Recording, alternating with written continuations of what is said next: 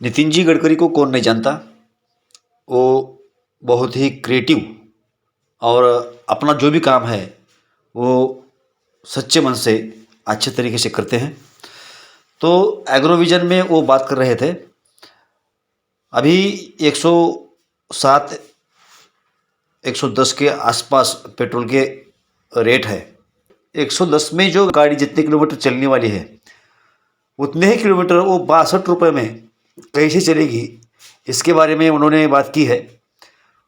Ethanol के माध्यम से वो शायद हो सकेगा। तो इथेनॉल किन किन चीज़ों से हो सकता है और किसानों को उससे क्या क्या फ़ायदा है, ये सारी जानकारी इस वीडियो में वो देंगे। तो किसान हित में हमने अपने चैनल पे ये वीडियो डाला है। तो चलो देखिए नितिन जी गडकरी क्या कहते हैं। ये पूरे वर्कशॉप में हम किसानों को जो प्रबोधन करते हैं, प्रशिक्षण देते हैं, उसका बहुत अच्छा फायदा होता है। उस फायदे का मुझे भी फायदा हुआ है, क्योंकि मेरे यहाँ 25 टन एकड़ में गन्ना होता था हर साल। अब मैं तो नहीं, मेरी पत्नी खेती देखती है। इस साल मेरे यहाँ अभी 60 टन पर एकड़ गन्ना हुआ। पर आज एक इसमें यह है कि 60 टन मुझे अगर हुआ है तो भी 3 किसान हैं। एक राजेश भगल, इन्होंने विदर्भ में पहली बार 110 मीट्रिक टन रिकॉर्ड उत्पादन करके 1,75,000 रुपये मुनाफा एकड़ में कमाया और गन्ना इनको हुआ है। दूसरे राजेश मधुकर कवड़े, ये 28 एकड़ गन्ना लगाते हैं और उन्होंने 25 लाख रुपए नेट प्रॉफिट कमाया केवल गन्ने से। वो भी यह है, एक किसान 25 लाख रुपए कमाता है प्रॉफिट में, तो किसान को लखोपति और करोड़पति बनाने का जो हमारा सपना है वो अब धीरे धीरे आगे जा रहा है। प्रभु डोंगरवार, ये 25 एकड़ गन्ना लगाते हैं और 25 एकड़ में उन्होंने 1100 टन से ज़्यादा गन्ने का उत्पादन किया है और 15 लाख रुपए उनको ये प्रॉफिट मिला है। तो आज उनका सत्कार भी होने वाला है। तो मेरा कहने का उद्देश्य है कि ये जो वर्कशॉप है, डेयरी पर है, एग्रीकल्चर एक्सपोर्ट पर है, अनेक बातों पर आप कंसर्निंग जो लोग उससे संबंधित है, बाम्बू पर है, इसका फायदा ले, टेक्नोलॉजी और नॉलेज को समझे। मैं बहुत बार दो बातों के जिक्र करता हूं, entrepreneurship, science, technology, research, skilled and successful practices, इसको हम नॉलेज कहते हैं, ज्ञान कहते हैं। और नॉलेज ये शक्ति है, ज्ञान ये शक्ति है, पावर है। और हमारा सबका भविष्य इसके साथ जुड़ा है कि conversion of knowledge into wealth, ज्ञान का रूपांतर संपत्ति में करना, यह हमारे सबके लिए सबसे बड़ा चैलेंज है। और ज्ञान जो है वो प्राप्त कैसे करना ताकि संपत्ति को मिलाना है, तो सीड कौन सा अच्छा होगा, फर्टिलाइजर कौन सा अच्छा होगा, टेक्नोलॉजी कौन सी यूज करेंगे, अगर माल आएगा तो उसका प्रोसेसिंग कैसा होगा, उसका एक्सपोर्ट कैसे होगा, और किसानों के जेब में अच्छा प्रॉफिट कैसे जाएगा, किसान आत्महत्या नहीं करेगा, किसान कर्ज मुक्त होगा, गांव सस्टेनेबल डेवलपमेंट गांव में होगी, गांव गरीब मजदूर किसान का कल्याण होगा, और ग्रामीण देश, ग्रामीण भारत, कृषि भारत, वनवासी भारत, ट्राइबल भारत सुखी, समृद्ध, संपन्न, शक्तिशाली होगा। यही हमारा सपना है। एग्रोविजन की प्रेरणा हमको विदर्भ के किसानों ने दी। मैं करीब अब 1980 से लेकर राजनीति में आया हूं और ये शुरुआत के समय में ये बहुत ही अस्वस्थता का, मन को बहुत तकलीफ देने वाला विषय था कि हमारे विदर्भ में 10,000 से ज्यादा किसानों ने आत्महत्या की। और ये आत्महत्या क्योंकि इसका अध्ययन करने के बाद ये बात ध्यान में आई कि हमारी कमियां क्या है, क्या हम यहां के किसानों को समृद्ध संपन्न बना सकते हैं, क्या ये किसानों की आत्महत्या को हम रोक सकते हैं। और इसी के प्रेरणा से जो विचार मिला वो एग्रोविजन के रूप में आप सबके सामने आया है। और इसलिए मैं आप सबसे अनुरोध करूंगा कि आज हमारे कृषि मंत्री भी यहाँ उपस्थित है, कृषि विभाग के सचिव भी उपस्थित है जो पॉलिसी मेकर है, और बहुत सी बातें मैं भी उनके सामने विचारार्थ रखने वाला हूं। नरेंद्र तोमर जी को याद होगा कि मैं जब बीजेपी का अध्यक्ष था तो तब से मैं एक बात का जिक्र कर रहा था कि किसान केवल अन्नदाता नहीं होगा, किसान ऊर्जादाता होगा। लाल बहादुर शास्त्री जो हमारे प्रधानमंत्री थे, उन्होंने बहुत बड़ा अच्छा स्लोगन दिया था, जय जवान जय किसान। और अब जो जय जवान जय किसान है, ये जय किसान को अगर समृद्ध करना है, संपन्न करना है, तो टेक्नोलॉजी बदल गई। और अब हमने ये बताया तय किया कि अब किसान को अन्नदाता नहीं ऊर्जादाता बनाएंगे। और मुझे खुशी है कि हमारी बातों की सब सच्चाई अब आगे आकर लोग उसका उपयोग कर रहे हैं, देश में उसको इंप्लीमेंट हो रहा है। संजय अग्रवाल जी मुझे याद करते कि शुरुआत के समय में जब इथेनॉल की बात होती थी तो कितना रेजिस्टेंस था, और आज इथेनॉल की बात प्रधानमंत्री से लेकर सब लोग इसको सपोर्ट कर रहे, पूरा माहौल बदल चुका है। कल मैं मुजफ्फरनगर में था, कम से कम 40,000 किसान थे। मुजफ्फरनगर ये जाट किसानों का कैपिटल है, और मैं जब ये बायोफ्यूल और इस पर बोल रहा था तो इतनी शांतता थी और इतने इससे वो सुन रहे थे, तब मुझे बड़ी खुशी हुई। पहली बार हमारे देश में आज परिस्थिति ऐसी है कि शुगर सरप्लस है। हमारे देश में 240 लाख टन शुगर लगती है, 310 लाख टन पिछले साल हुई, इस बार 325 लाख टन शुगर होगी। और अगर शुगर सरप्लस होगी तो डिमांड एंड सप्लाई के हिसाब से कोई खरीदी करेगा नहीं, तो किसान को कहां से भाव मिलेंगे गन्ने के। ये पहला साल ऐसा आया कि ब्राजील में ड्रॉट आया।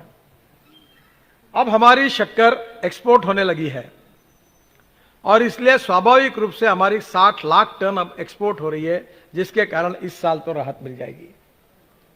पर यह हर साल नहीं होगा, और इसलिए शुगर के बजाय हम इथेनॉल मिलाएं, यह पॉलिसी भारत सरकार ने स्वीकार की है। और आपको मुझे बताते हुए खुशी हो रही है कि पहले हम लोग केवल शुगर केन मोलाइसिस से, जो 1 टन गन्ने में 4% मोलाइसिस निकलता था, उससे हम इथेनॉल बनाते थे। पर आज स्थिति ऐसी हो गई कि आज हम लोग मोलाइसिस से केवल इथेनॉल नहीं बना रहे, हम लोग बी हेवी मोलाइसिस बनाने की भी अनुमति भारत सरकार ने दी। आदरणीय कृषि मंत्री और संजय अग्रवाल जी को मैं बहुत बहुत धन्यवाद दूंगा कि उन्होंने इसमें बहुत अच्छी भूमिका दिखाई। बी हेवी मोलाइसिस यानी जो शुगर में 1 टन में 11%, 11.5% शुगर आती है, वो 3% कम करके मोलाइसिस में डाल दी, तो उससे भी इथेनॉल बनना शुरू हुआ। फिर पेट्रोलियम कंपनी और कृषि विभाग ने और हमारे फूड सप्लाई मिनिस्ट्री ने निर्णय किया कि अब शुगर केन जूस से डायरेक्ट इथेनॉल बनेगा, तो वो भी अभी आ गया। अब 465 करोड़ लीटर इथेनॉल बनता है, और आने वाले समय में आज मुझे घोषित करते हुए खुशी हो रही है कि 4000 करोड़ लीटर इथेनॉल की देश को आवश्यकता है, 4000 करोड़। अब ये इंपोर्ट हो रहा है, हमारा पेट्रोल डीजल और पेट्रोलियम के प्रोडक्ट का इंपोर्ट है 8 लाख करोड़ का, और अभी आने वाले 5 साल में ये इंपोर्ट हो जाएगा 25 लाख करोड़ का। और ये 25 लाख करोड़ भारत की जनता का, देश का पैसा देश के बाहर पेट्रोल डीजल के लिए जाएगा, उसके बजाय import substitute, cost effective, pollution free और इंडिजिनियस। तो हमने अब इथेनॉल का लाया है, और कल ही परसों ही मैंने एक फाइल पर साइन की ट्रांसपोर्ट मंत्री होने के नाते, जिसकी मुझे बहुत खुशी हो रही है। और वो फाइल यह है कि इसके बाद जो जो पेट्रोल पे चलने वाली स्कूटर होंगी, बाइक होगी, ऑटो रिक्शा होगी, कार होगी, वो फ्लेक्स इंजन बनेगा।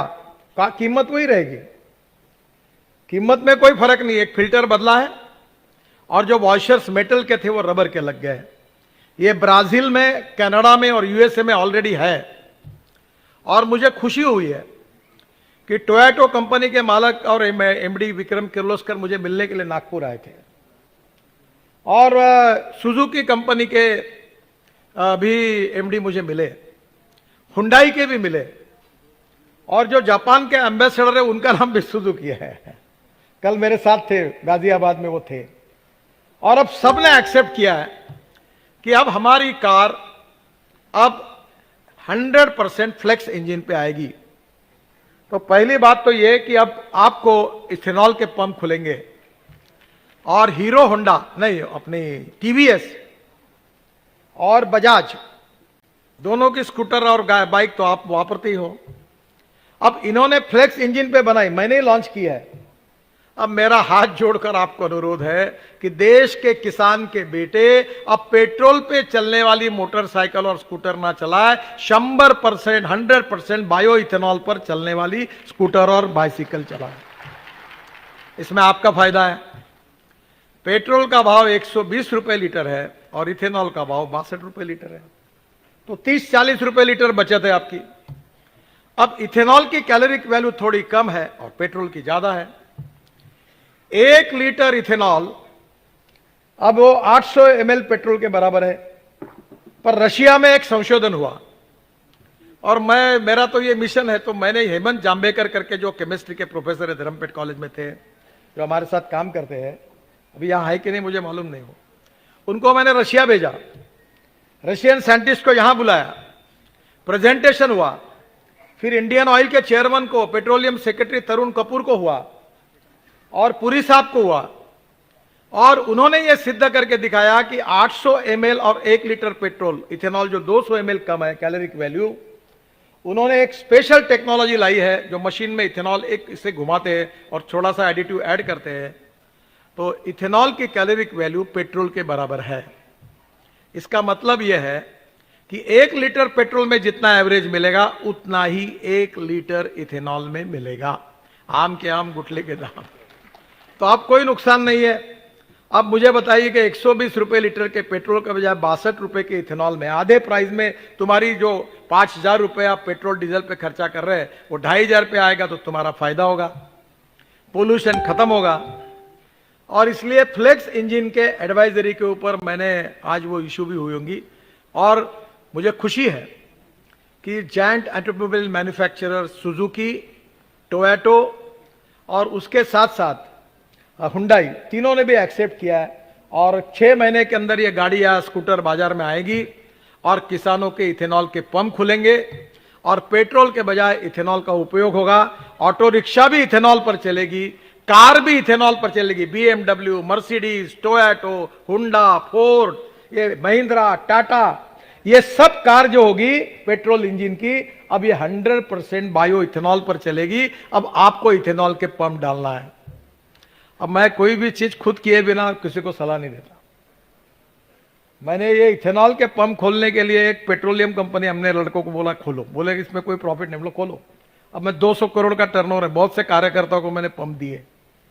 अब वो इसलिए दिए थे कि इथेनॉल का पंप वही डाल सकते हैं, तो इथेनॉल का पंप अब डालने की अनुमति मिल गई है, मेरे पास ही है, अब कोई जाने की जरूरत नहीं है। जो पंप मांग रहा है तो मेरे पास आ जाओ, दे देता हूं। और टीवीएस और बजाज वालों से बात होगी, आप तालुका लेवल पर एजेंसी जिसको लेना है मेरे पास आ जाओ, एजेंसी भी दिला देता हूं। तो आप अभी ये पूरा इथेनॉल के ऊपर चलाने की जिम्मेदारी आपकी। ये सपना 13 साल रखा था, आज वो पूरा होते हुए आया, इसकी मुझे बहुत खुशी है।